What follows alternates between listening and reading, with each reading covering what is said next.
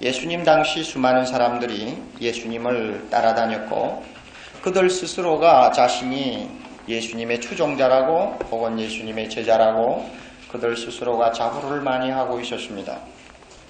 좋은 동기를 가지고 주님을 따라다닌 사람들도 상당수 있었지만 대부분이 불순한 동기를 가지고 예수님을 따라다닌 군중들이 많았습니다. 나중에 그들이 예수님을 따라다녀도 특별한 어떤 이득이 없다고 생각했을 때는 많은 사람들이 예수님을 떠나버렸습니다. 예수님께서 요구하시는 사람, 필요하는 사람은 이런 군중이 아닙니다. 기적을 보기 위해서, 빵을 먹기 위해서, 병을 고치기 위해서, 또 희한한 여러 가지 광경들을 목격하기 위해서 따라다니는 그런 군중이 아니라 예수님이 요구하시는 분은 예수를 따라오는 사람, 예수를 쫓기를 결심하고 나서는 사람을 우리 주님이 원하신다는 것이 오늘 우리 본문에서 보여주는 의미입니다. 예수를 쫓는다 혹은 예수를 따른다 하는 말은요, 예수님을 그대로 배운다는 뜻입니다.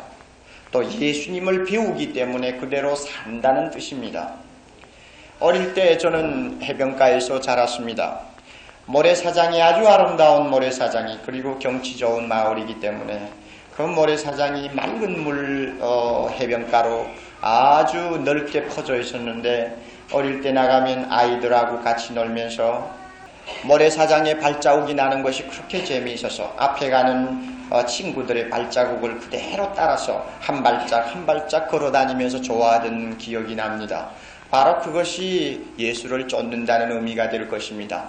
예수님이 남겨놓은 발자국에 내 발자국을 포개고 예수님이 발을 디딘 그 자리에 내 발을 디디면서 따라가려고 하는 그 자세가 바로 예수님을 쫓는 자세요. 또 예수님을 따르는 자세라고 봅니다. 이것은 구원의 문제하고 별개입니다. 저는 오늘 여기에 나오신 모든 분들이 구원받은 사람이기를 바랍니다. 다시 말하면 예수 믿고 하나님의 자녀가 이미 된 사람이요 죄 용서함을 받은 사람이기를 바랍니다. 만약에 그것이 해결되지 못하고 계시는 분들은 하루아침에 해결되지는 않을 것입니다. 오늘 서로 간접적으로 관계되는 말씀을 통해서라도 성령께서 여러분의 눈을 열어주셔서 마음의 그리스도를 영접하는 은혜가 있기를 바랍니다. 그러나 예수를 쫓는다, 예수를 따른다는 것은 이 구원받기 위해서 나오는 이 초보적인 단계를 말하는 거 아니에요. 이미 예수 믿고 나서 하나님의 자녀가 된 자들에게 2차적으로 하나님이 요구하는 요구 조건입니다. 그러므로 모든 사람이 다 예수를 따른다고 보면 오산입니다. 모든 신자가 그리스도를 쫓는 사람이라고 착각해서는 안 됩니다.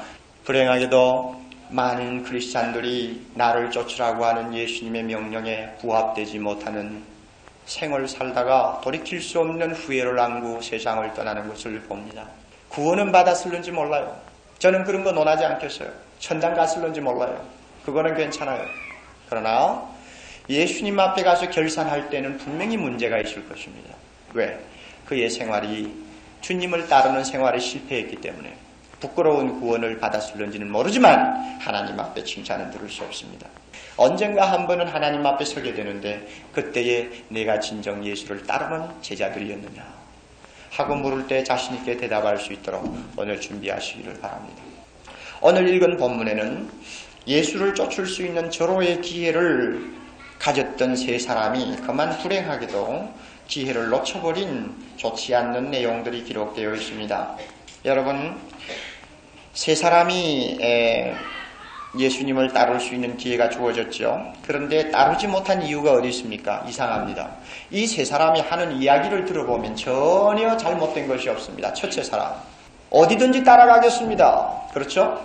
주여, 어디든지 따라가겠습니다. 둘째 사람, 주님, 내가 따르기를 원합니다만 한 가지 부탁이 있습니다. 무엇이냐 하면 내 아버지 가서 장사 지내고 우리 아버지 장사 지내고 예수님 따라가기만 시간적인 여유를 주세요. 세 번째 뭡니까? 집에 가서 작별 인사하고 예수님 따라가겠습니다. 이 세 가지 요구 조건을 각자 들고 나왔는데 그들이 말을 하는 여러 가지 액면 그대로 받아들일 때는 전혀 잘못된 것이 없어요. 여러분, 뭐가 잘못되었습니까? 아버지 초상치고 따라가겠다는 것이 무엇이 잘못이며 집에 가서 가족들에게 작별하겠다는 것이 무엇이 잘못입니까? 그러나 적어도 인간들은 하나님 앞에서 또 사람 앞에서는 말은 바로 하려고 애를 씁니다. 적어도 말만은 남에게 뒤지지 않게 하려고 노력을 합니다. 적어도 내가 표현하는 말에 대해서만은 남보다도 뒤떨어지지 않으려고 정성껏 표현합니다. 그러나 우리는 그 말이 어느 정도의 진위를 가진 말이며 어느 정도의 믿음성을 가진 말인지 전혀 구별을 못합니다. 그러니 여기에 있는 세 사람의 말을 들어보면 이 사람들은 분명히 합리적인 사람이요 예수를 따를 수 있는 자격자라고 보이는데 어디가 잘못되기는 잘못됐나 봐요. 그러니까 따르지를 못했죠. 그러면 이걸 어디서 발견할 수 있겠어요? 예수님의 대답에서 발견할 수 있습니다. 왜요? 예수님은 인간의 외모를 보지 않습니다. 예수님은 우리의 눈동자를 보시고 판단하는 분 아닙니다. 예수님은 우리의 말의 액면을 그대로 놓고 판단하는 분이 아니라 어디를 보시나요? 우리의 중심을 꿰뚫러 보신다고 그랬어요. 그러니까 우리가 보기에는 이 세 사람들이 말을 좋게 바로 했지만은 잘못된 것이 어디서 드러나느냐? 예수님의 대답에서 벌써 드러나 버렸어요. 왜? 예수님은 그 사람들이 말은 버젓하게 합니다만 마음은 준비가 안 돼 있는 사람. 여러분, 하나님 앞에 나오셔서 기도할 때 말 조심하세요. 하나님 앞에 나오셔서 여러분 성도들과 성도들 앞에서 무슨 의견을 말하고 내 신앙을 고백할 때 말 조심하세요. 주님은 절대 액면 그대로 받지 않습니다. 주님이 보는 것은 중심입니다. 첫째 사람은 자진해서 예수를 따르겠다고 한 사람입니다. 주여 어디를 가시든지 저는 쫓겠습니다. 참 얼마나 기가 막힌 말입니까? 어디로 가든지 쫓겠습니다. 마태복음 8장 19절 이하를 보면 이 사람의 신분은 서기관이라고 되어 있습니다. 서기관은 당시에 학적으로 상당히 높은 수준에 있던 지도자들입니다. 그리고 대부분의 서기관들은 바리새교인, 바리새파에 소속이 되어 있습니다. 그러니 그 당시에 바리새파, 전국에 한 6,000명밖에 없는 아주 엘리트 그룹입니다. 이 그룹에 속한 사람인데 우리가 마태, 마가, 누가, 요한을 보아도 충분히 알 수 있는 바와 같이 예수님을 제일 미워한 사람이 누구냐? 바리새인이요. 예수님에게 제일 욕을 얻어먹은 사람이 누구냐? 바리새인이고 그야말로 쌍벽을 이루는 대적의 관계입니다. 많은 바리새인들이 이와 같이 예수를 대적하는데 이 사람만은 이름이 누군지는 모르지만 예수님에게 찾아와서 내가 예수를 믿을 뿐만 아니라 주여 당신이 어디를 가든지 내가 따라가겠습니다 하고 제의를 했습니다. 얼마나 멋있는 사람이에요. 예수님의 대답이 뜻밖입니다. 여우도 굴이 있고 공중에 나는 새도 집이 있으되 인자 예수님은 머리 둘 곳이 없다. 한마디로 거처할 곳이 없이 나는 정처 없이 다니는 사람이다. 그러니 네가 어디로 가든지 따라오겠다고 하지만은 사실은 너는 나를 따라올 곳이 없다. 네가 따라올 곳이 없다. 한마디로 예수님이 거절했습니다. 정말 이상합니다. 왜 예수님이 이와 같은 대답을 했을까요? 우선 51절 보세요. 51절을 보면 예수님은 지금 어디를 가고 계시는 길입니까? 예루살렘을 향해서 가고 계시는 길입니다. 무엇을 하기 위해서? 십자가를 지기 위해서 예루살렘을 갑니다. 죄 지은 자들을 구원하시기 위하여 자기 생명을 내어놓기 위해서 지금 가고 계시는 길입니다. 그는 세상에 오셔서 쉴 곳이라는 것은 없었습니다. 아무것도 없었습니다. 고린도후서 8장 9절의 말씀대로 우리를 부유하기 위해서 스스로 가난해지신 분, 어느 정도로 가난해지셨느냐? 편히 쉴 만한 자리도 없을 만큼 가난해지신 분입니다. 예수님이 쉴 수 있었던 것은 마지막에 십자가밖에 없었습니다. 무엇이 잘못되었습니까? 이 분명히 서기관, 어디든지 따라가겠다고 하는 이 서기관은 무언가 잘못 보았습니다. 두 가지 점에서 잘못했어요. 첫째는 예수님의 예루살렘 행을 잘못 오해한 것입니다. 자들이 예수님이 예루살렘을 향해 가는 것이 십자가의 길이라는 것을 모르고 오해했듯이 서기관 역시 예수님이 예루살렘으로 올라가면 그에게는 놀라운 새로운 기회가 주어질 줄을 알았습니다. 그래서 만약에 지금 내가 예수님이 어디를 가든지 따라가겠다고 해서 이 기회를 잡으면 그는 분명히 자기가 원하는 어떤 영화를 누릴 수 있다고 본 기회주의자였습니다. 예수님이 그런 사람의 마음을 모르겠어요. 국회의원 표 많이 얻으려고 교회 와서 예수 믿는다고 앉아있는 사람의 마음을 모르겠어요. 교회 옆에 있는 자기 가게 장사 잘 되기 위해서 교회 와서 앉아있는 사람 마음을 모르겠어요. 다 알죠. 그런 기회주의자는 주여 내가 어디를 가든지 따르겠습니다. 말은 버젓하게 나오는지 모르지만 마음은 하나님 앞에 용납이 되지 않습니다. 여우도 굴이 있고 공중에 나는 새도 집이 있지만 인자는 머리 둘 것이 없다. 아이고 맙소사.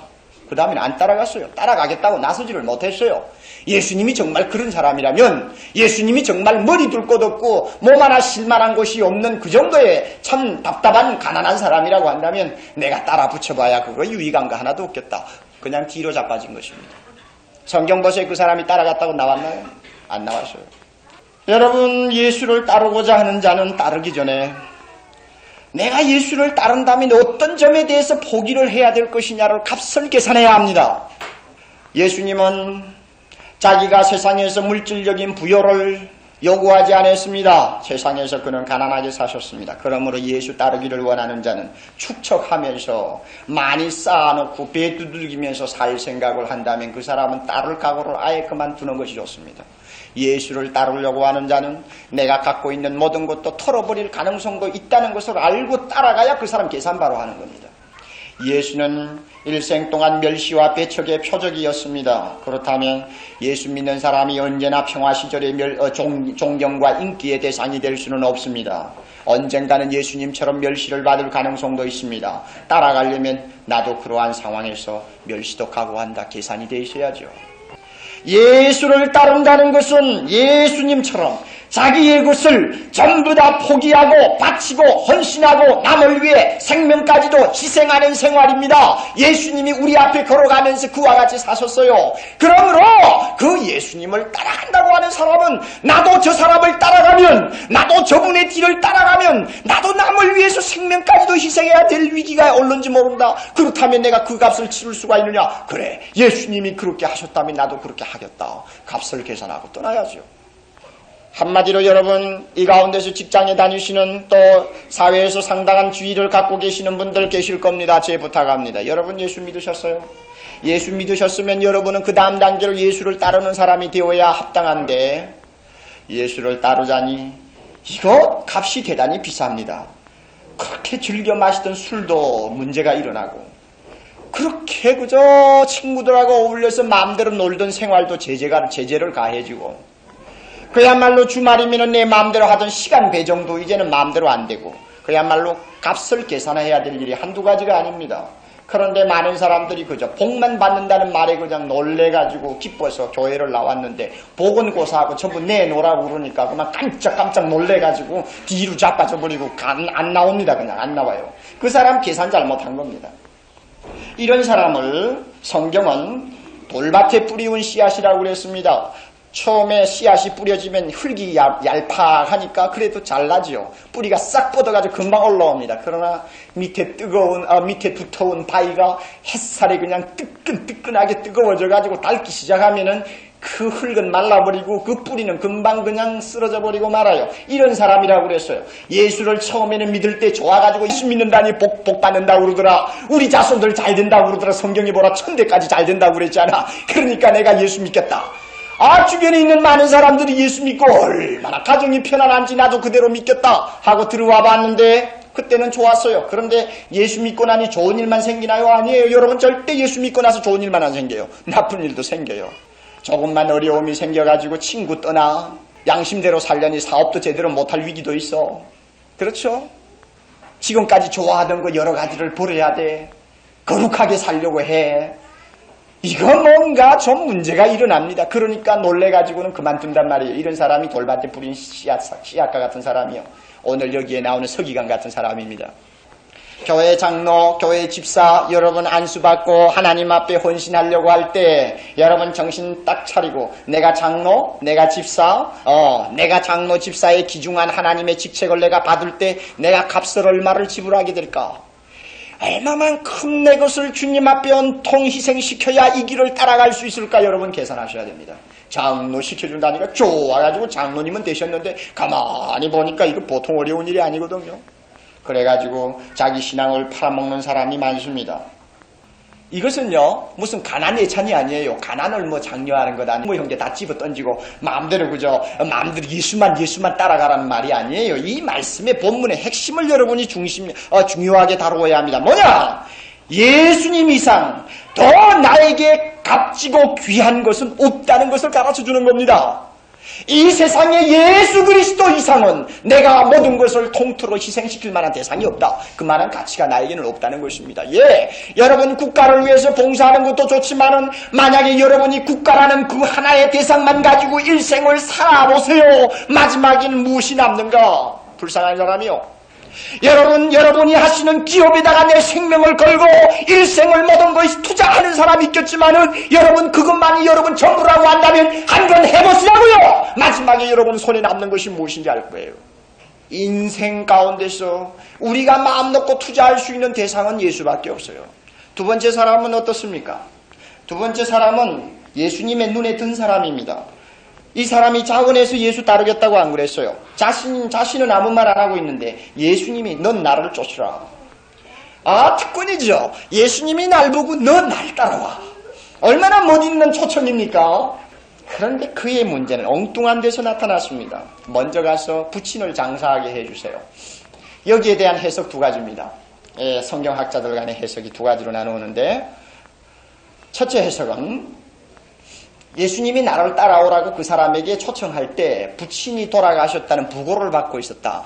그러므로 집에 돌아가서 부친 장례를 다 치르고 따라가겠다고 하는 견해다. 이렇게 해석하는 편이 있습니다. 또 한쪽 견해는 아니다. 그것이 아니고 부친이 지금 연세가 많아서 돌아갈 지금 상황에 있는데 예수님에게 조금만 더 며칠 아니면 몇 년만 기다리면 우리 아버지 연로하신 아버지가 세상을 떠나실 텐데 아버지 세상 떠나면 마지막까지 아버지 다 효도해서 장례 치러주고 내가 그 다음에 홀가분한 마음으로 그 다음에 주님 쫓겠습니다. 이렇게 해석하는 견해도 있습니다. 어느 쪽이냐? 저는 후자입니다. 왜냐하면은 예수님이 아무리 인정이 박한 분이라고 할지라도 당장 아버지가 세상 떠나서 지금 장례를 치러야 될 사람 보고 너 그런 것은 할 것 없이 나만 따르라 그렇게까지 말씀하실 것 같지는 않아요. 그렇죠? 그러니까 이 사람이 아버지 장례 지나게 해주십시오 하는 말에는 상당히 뭔가 숨어있는 부분이 있어요. 뭐냐? 유대나라에서는 아버지가 부자일 경우에 아버지가 돌아가시면 상속이 있습니다.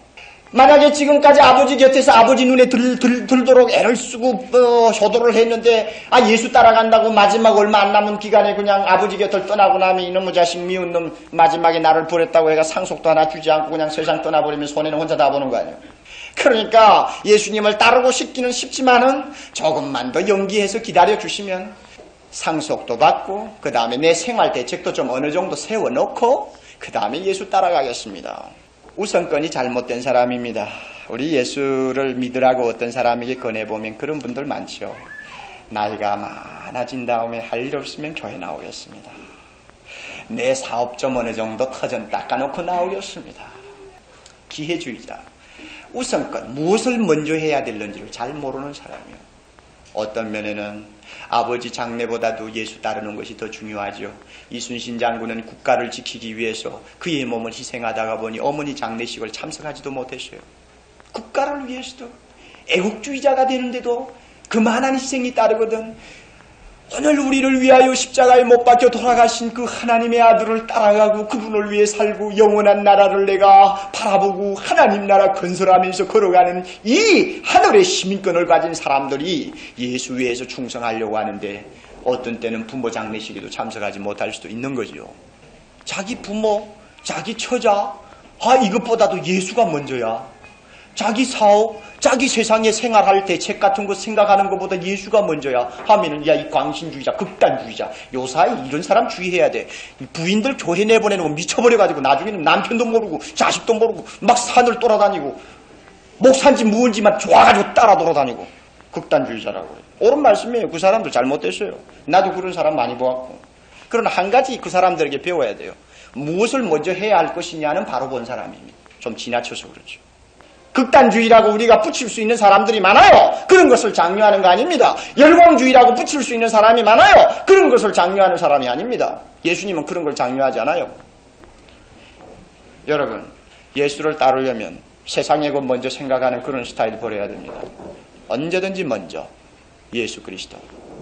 다 같이 외워보세요. 너희는 먼저, 그 다음에 뭐요? 그의 나라와 그의 의를 구하라. 그렇죠. 바로 그겁니다. 이 사람이 그게 안 돼 있는 겁니다. 마지막으로 세 번째 사람은 어떤 사람입니까? 세 번째 사람은 첫 번째 사람처럼 예수를 따라가기를 자원한 사람입니다. 그런데 이 사람도 걸렸어요. 가족을 만나 작별 인사를 하게 해달라고 하는 겁니다. 뭐가 잘못됐어요? 마태가 예수님을 따라갈 때 가족들과 작별 인사를 나누고 자기 집에서 대잔치를 벌려가지고 축하연을 벌려서 많은 사람들을 초청해가지고 그냥 잔치를 한 다음에 예수를 따라갔어요. 예수님이 그 잔치 자리에 가셔서 같이 동석해서 기뻐하고 즐거워했습니다. 예수님이 가족들에게 작별 인사 못하게 할 정도로 야박한 분이 아니에요. 그런데 이 사람에게 예수님의 대답을 한번 보세요. 자꾸 뒤를 돌아보는 자는 내게 합당치 않고. 한번 보세요. 저도 어릴 때 장기 잡아봤어요. 알아요. 소가 지금 앞을 가는데 장기를 잡으면 처음에는 이건 뭐 알지요. 누구나 하는 버릇 하나 있습니다. 자꾸 뒤돌아보는 거예요. 왜 돌아보는지 아세요? 이 골이 바로 되는지 안 되는지 그거 보기 위해서 자꾸 돌아보는 겁니다. 그런데 돌아보면 돌아볼수록 또 돌아보는 시간이 길면 길수록 결과는 뭔지 알아요? 골은 옆으로 갑니다. 그래서 예수님께서도 나사렛 그 촌에서 자라시면서 주변에서 그런 꼴을 많이 보신 것 같아요. 장기를 처음 잡는 사람이 자꾸 뒤를 돌아보고 뭐 이러니까 골이 비들비들 도는 걸 보시고 예수님이 아마 웃으셨는지 몰라요. 그걸 이 사람에게 그대로 적용하는 겁니다. 왜 그러면 이 사람에게 이런 말씀을 적용했을까요? 이 사람은 작별 인사를 하기 위해서라기보다도 가족들과 가서 의논하려는 것입니다.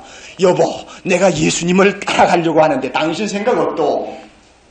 이 양반이 미쳤나? 당장 나오겠죠. 요사이 목사 되겠다고만 해도 막 이러는데. 그렇죠? 여러분, 만약에 자기 아버지에게 또 자기 집에 사랑하는 사람들에게 가서 내가 모든 것 다 버리고 예수 따라가려고 하는데 당신 생각은 또 하고 만약 의논한 다음에 누구도 처음에 참 잘 결단했다고 말할 자가 그렇게 많지 않을 것입니다. 그러니 의논하는 자체가 잘못된 거 아니에요. 예수님이 그것을 아셨죠. 한마디로 말해서 쟁기를 잡고 뒤를 돌아보는 사람은 앞을 보지 않고 뒤를 돌아보는 사람, 마음이 갈려버린 사람이에요. 예수를 따라가는 사람은 전심으로 따라가야 될 텐데 마음이 뒤로 갈 수 있어요. 마음이 갈라진 사람이에요. 이런 사람은 따라갈 수가 없어요. 집안 걱정 생각하고 세상 걱정 생각하고 다 이리저리 마음이 갈리워지면 주님 따라가지 못해요. 여러분은 어느 쪽이에요? 결론적으로 자, 세 가지 요점을 분명히 하세요. 첫 번째 사람의 실패는 예수 따라가는데 필요한 값을 제대로 계산하지 못한 실수. 그러니까 조금만 값이 많이 들 것 같으면 뒤로 자빠지는 실수입니다. 그 다음에 둘째는 하나님의 나라 일에 먼저 어떤 것보다도 우선권을 두지 못한 실수. 세 번째는 마음을 전심으로 쏟지 못하고 갈라져 버린 실수.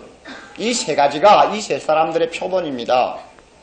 여러분은 바로 따라갈 수 있습니까? 이 가운데서 아직도 성경에 깊지 못하신 분들은 마음에 한 가지 회의가 있을 것입니다. 분명히 있을 거예요. 야, 예수 바로 믿으려면 목사가 되든지 선교사가 되든지 전도사가 되어야지. 우리같이 직장에서 24시간 뛰는 사람들, 우리같이 정신없이 일주일을 보내는 사람들이야 그 예수 따라간다고 하는 거 어떻게 우리가 흉내라도 내겠느냐. 분명히 마음에 어떤 회의가 있을 것입니다. 그래요 안 그래요? 분명히 그럴 겁니다. 그런데 여러분 그건 잘못 생각하는 겁니다. 내가 전심으로 교회 와서 헌신하느냐 안 하느냐 그걸 문제하는 것이 아니고 내가 회사에서 24시간을 보내든지 가정에서 24시간을 보내든지 여호와를 막론하고 그 사람의 중심이 어디에 가서 있느냐 그것이 문제입니다. 예수를 따라가는 것이 최고로 생각합니까? 그 사람은 직장 생활에도 바로 선 사람이요. 예수 일이 예수님을 위하는 일이 내 모든 세속적인 일보다도 앞선다고 우선권을 그에게다 먼저 주는 사람은 비록 아침부터 저녁까지 회사에서 정신없이 뛰는 사람이라 할지라도 그 회사 일이 하나님을 위한 일이 될 수가 있어요. 왜냐하면 마음 자세가 벌써 따로 바로 되어 있잖아요. 그렇죠? 어떤 상황에 내가 들어가 있든지 내 마음이 전심으로 하나님에게 가 있다고 한다면 그 사람이 하는 일은 거룩한 일입니다. 저는 항상 그렇게 보아요. 그렇지 않으면 다 목사가 되어야죠. 전부 올라와서 설교하고 앉아있는 사람 하나도 없을 거예요. 여러분의 생활 전선에서 여러분이 예수를 따라가는 사람의 자세를 어떻게 취하느냐에 따라 여러분의 생활 전선이 하나님의 일이 될 수 있고 사람의 일이 될 수가 있습니다. 오늘 신년 새해 동안 우리는 주님 따라가십시다. 예수님 따라갑시다.